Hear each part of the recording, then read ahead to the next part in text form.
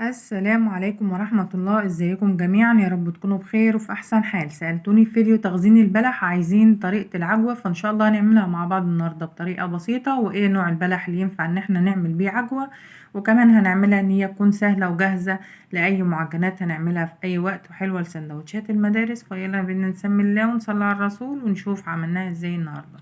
مبدئيا كده ده البلح اللي انا كنت نشراه معاكم على السطح اللي احنا خزناه. البلح ده بنقول عليه هنا في مصر بنقول عليه بلح سيوي، في ناس بتقول عليه بلح سيوي سماني، فالاسماء عليه كتير، بس هو الاساس ان هو بلح سيوي. فلو كمان مش عندك البلح السيوي، عندك البلحة اللي هي بتكون نصها ناشف كده من فوق ونصها طري من تحت، برضو هينفع معاك. ولو البلح برضو الناشف بتاع المحلات بنفس الشكل ده، ان شاء الله هينفع معاك، وان شاء الله اتبعي الخطوات وهتطلع معاكي عجوة. ده كده شكل البلح بتاعنا، تقدري تاخديها سكرين وتوريها للبياع عندك، فان شاء الله هتلاقيه. عشان ناس كتير سألت على اسمه، بس انا صراحة هو اسمه عندنا كده في الفيوم اسمه بلح سيوي. تمام.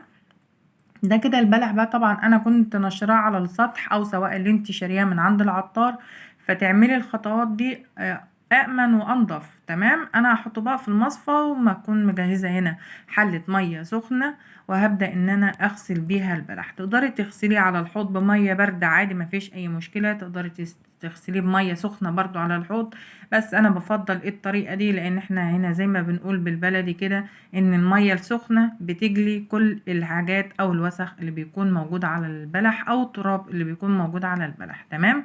هنا بقى مش شرط خالص 3 دقايق ونعينه على طول زي ما عملنا في الفيديو بتاع التخزين قبل كده، لان انا هنا انا المقصد ان انا اغسله من التراب اللي بيكون موجود فيه. فبراحتي خالص، لان احنا كده كده اصلا هنهرسه وهنعمله عجوة. انا المهم عندي ان انا اتخلص من كل التراب اللي كان موجود على البلح. وكذلك البلح الناشف تعملي فيه كده، هيساعد كمان في عملية ان احنا نعمله عجوة. البلح الناشف اللي هو بيكون الشكل ده كده. خلاص غسلته كويس وصفيته. شايفين بقى المية اصبحت شكلها عاملة ازاي؟ فعشان كده بقول ان احنا بالطريقة دي افضل طريقة، ان احنا بينضف معانا البلح وما بيكونش فيه اي حصى او اي تراب. تمام. هسيبه هنا بقى كده يتصفى 5 كده من من المية السخنة اللي كانت موجودة فيه. نقلته هنا بقى في صينية، وهبدأ ان انا اشطف المصفى علشان هنحتاجها تاني في عملية العجوة بتاعتنا. تمام. انا اقدر بقى لحد كده ان انا ممكن اعمله عادي، ومش مهم ان انا اعمله في الخطوة بتاعت المصفى، بس بوريكي بس علشان لو انت عندك البلح الناشف، الخطوة دي مهمة ان انت تعمليه كده في المصفى، علشان احنا هنسويه على البخار. تمام. هفصدقه كده بقى وهفصصه كده من النوى، وهنشوف بعد كده المراحل اللي هنعملها مع البلح. بس خطوة مهمة ان انت تغسليه بمية سخنة، علشان بتنزلي اي تراب بيكون موجود عليه. كده بقى بعد ما فصصنا البلح بتاعنا، بجيب بقى كده حلة واحطها على النار، واحط ربعها مية بس كده من تحت، واحط فيها عود قرفة او ممكن قرنفل، اي حاجة بقى منكهة عندك. مش حابة خالص مفيش اي مشكلة. تمام. بحط بقى الحلة المصفى فوق الحلة بقى بالشكل ده، واهم حاجة ان المية ما تكونش ملامسة المصفى من تحت. هغطيه بقى هنا، هيقعد نص ساعة على النار، وهوريك المراحل السوا بتاعته. بوطي هنا النار، بخليها لا هي عالية خالص ولا هي هادية اوي، بيكون نار وسط بقى بالشكل ده. هسيبه بقى نص ساعة على النار، وهوريهولكوا برضو اثناء النص ساعة المراحل اللي احنا لحد لما نوصل للقوام اللي احنا عايزينه. وفكرة التبخير هنا حلوة، علشان البلح لو عندك البلح اللي هو نصها ناشف ونصها طري. تمام. فهنسويه بقى كده لحد لما يبقى القوام بتاعه طري خالص. فان شاء الله تتبعوا الطريقة، وبجد طريقة حلوة جدا وان شاء الله تعملوا كميات. وكل سنة وانتم طيبين. كده خلاص لسه فاضل عليه 5 كمان، هغطيه واسيبه لحد لما يكمل سوا. كده البلح بتاعي بقى خلاص اصبح استوى بالشكل ده.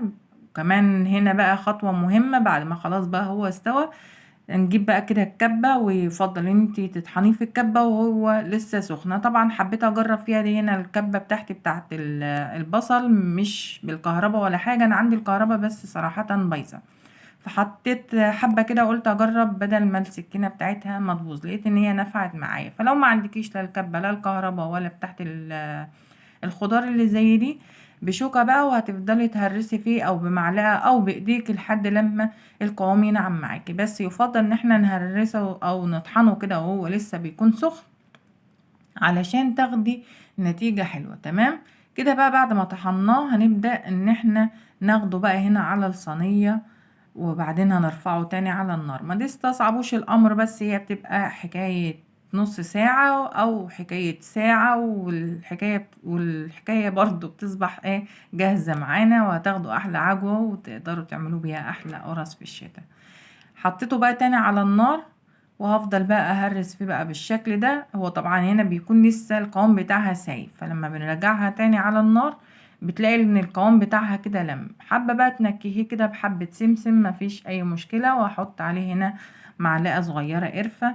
لو مش حابين ريحة القرفة او طعم القرفة فبراحتكم خالص، ممكن تعملوها عجوة كده سادة. انا هنا حطيت السمسم والقرفة بس، مش هحط سمنة. السمنة هنحطها امتى؟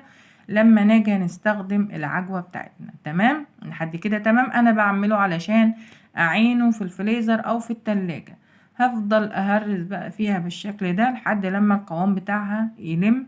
بتلاقيها لمت كده على بعضيها لحد كده تمام. مش هنضيف اي اضافات تانية، كل الحكاية ان انا هفضل اقلب فيها لحد لما القوام يلم كده على بعضيه، وبعدين هطفي عليها النار، وهبدأ ان انا اسيبها تبرد 5 دقايق، وبعدين هبدأ ان انا احطها في علب او عادي تشيليها في اكياس، مفيش اي مشكلة. لحد كده كان تمام. عبيتها بقى، وطبعا التليفون كان العادة علق، وانا كنت فاكرة ان هو كان بيصور.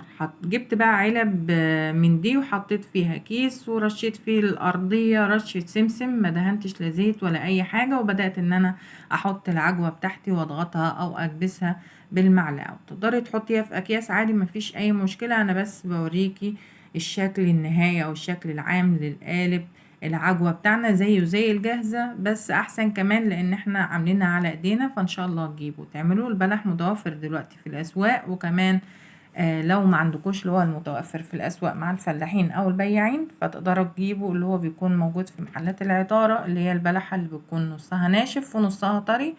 وإن شاء الله هو ده نوع البلح بيكون أحسن نوع للبلح العجوة. وكمان أنا عملته معاكم البلح الإمهات عجوة، علشان احنا قلنا ان احنا نستفاد منه. هو طعمه حلو وكل حاجة، بس أحسن نوع في العجوة اللي هو البلح السيوي. تمام. ده كده قالب العجوة ما شاء الله زيادة عن كيلو، لأنه تقيل جدا، وأنا ماسكاه ما شاء الله بجد طعمه حلو جدا وموفر جدا.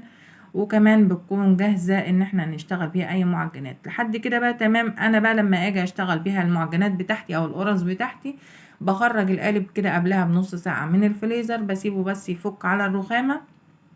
وبعدين هبدأ ان انا اضيف ليه معلقة الزبدة او معلقتين السمنة اللي احنا هنحطهم للحبة اللي احنا عاملينها من العجوة، بدون بقى ما ارفعه تاني على النار، لان هي بجد بتكون ناعمة وحلوة جدا. هي دلوقتي لو متماسكة، لان انا لسه مخرجاها من الفريزر، فما صبرتش ان انا اما تهدى شوية، فحبيت ان انا اصور واخلص الفيديو على طول.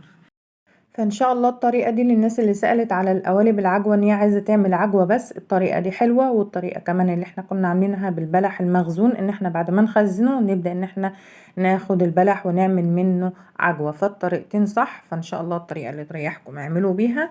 اتمنى تشيروا الفيديو مع اصحابكم علشان الكل يستفاد. وان شاء الله اتمنى القناه تكبر بيكم، تشتركوا في القناه وتضغطوا لايك للفيديو وتفعلوا الجرس على الكل علشان يوصلكوا اشعار بكل وصفه انزلها. شايفين ما شاء الله بجد حلوة جدا، طعمها حلو جدا. كمان لما هنضيف ليها السمنة هتديها طعم احلى واحلى. بس اضافة السمنة هنا باكد عليكي تاني ان احنا بنضيف السمنة لما نيجي هنشتغل بيها القرص على طول، او لو هتعمليها سندوتشات للاولاد وهم رايحين المدرسة. وده كده كان الفيديو بتاعنا النهاردة، بجد حلوة جدا. يا دوب ان انت بس بتهرسيها بالمعلقة بتطرى معاكي، وكمان لما هنضيف لها حبة السمنة هتبقى طرية وحلوة زي الجاهزة اللي احنا بنشتريها من بره. وهنخزنها ازاي؟ بخزنها في الفريزر، ولما عاملة كمية بسيطة والسندوتشات هتحطيها في التلاجة على السلوك. اتمنى تكونوا استفدتوا. اشوفكم على خير، والسلام عليكم ورحمة الله وبركاته.